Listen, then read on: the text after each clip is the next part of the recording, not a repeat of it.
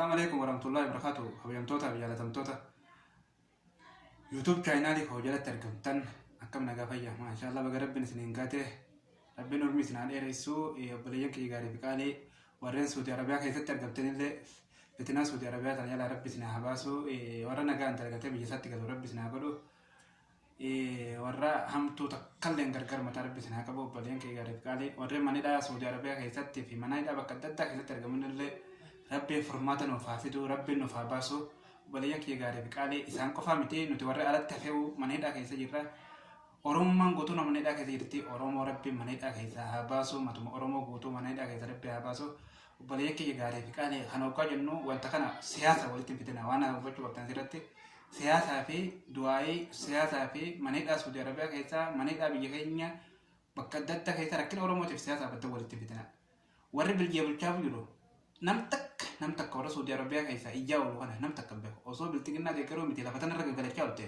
namni takka namni galataa seeman jiru simbeekan jechuudha. Kana keessaa baha.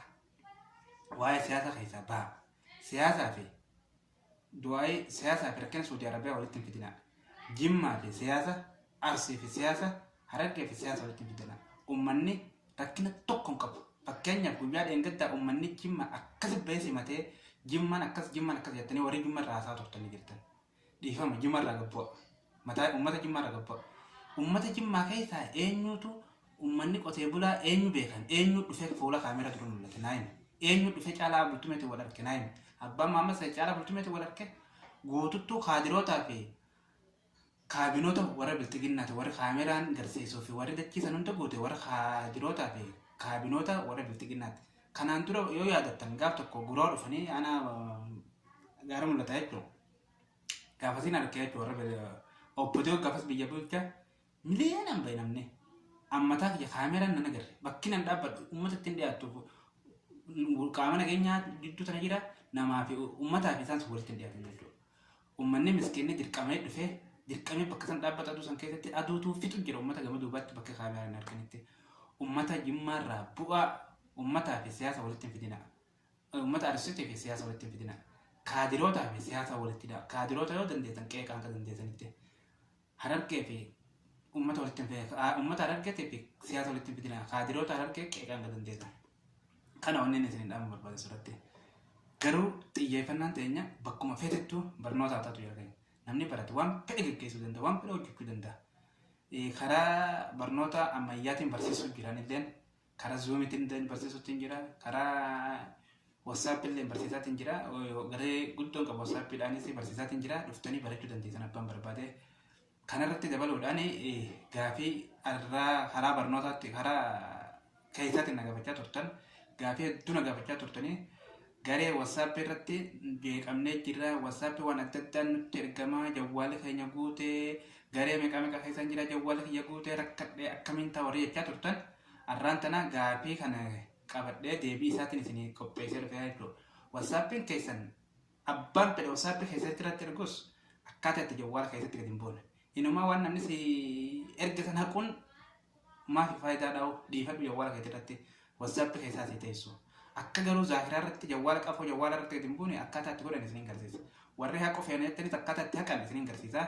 Kallattumaan amma karaa barnootaatti isin dabarsaa jechuudha koottaa baradhaa karaa iskiriinaatti. Amma bakka WhatsApp tana jettu tana irratti okkee godhannaa jechuudha. Asirra okkee godhan.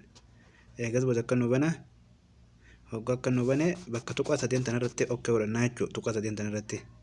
Ergas boca akka nu bana setting jettu tana irratti okkee godhannaa jechuudha. Ergas boca akka nu bana chat bakka jettu tana bakka chat jettu tana irratti okkee godhannaa jechuudha. As bakka tanatti nola chat jettu tana irratti okkee godhannaa jechuudha. Chat tana irratti okkee godhannaa akka nu bana jechuudha.